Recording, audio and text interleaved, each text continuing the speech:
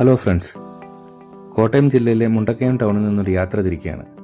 മുണ്ടക്കയം ടൗണിൽ നിന്ന് ഏകദേശം 13 കിലോമീറ്റർ, അതായത് അരമണിക്കൂർ സഞ്ചരിച്ചാൽ നമുക്ക് വടക്കേമല വെള്ളച്ചാട്ടത്തിൽ എത്തിച്ചേരാം. വളരെ ഉയരത്തിൽ നിന്നാണ് ഇവിടെ വെള്ളം പതിക്കുന്നത്. അതുകൊണ്ട് തന്നെ വളരെ സന്തോഷം നിറഞ്ഞൊരു കാഴ്ചയും വൈബും ഒക്കെയാണ്.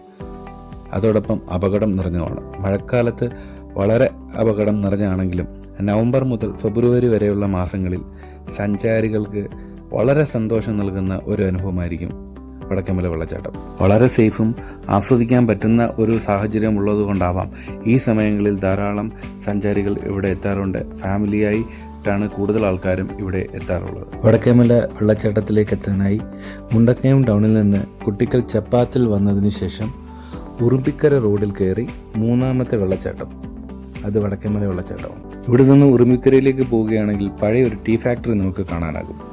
ഓഫ് റോഡ് ചെയ്യാൻ താല്പര്യമുള്ളവർക്ക് ഉറുമ്പിക്കര ടോപ്പിലേക്ക് ഓഫ് റോഡ് ഡ്രൈവിംഗ് സാധ്യമാണ്. വളരെ ടഫും 360 ഡിഗ്രി വ്യൂ ആണ് ഇവിടുത്തെ പ്രത്യേകത.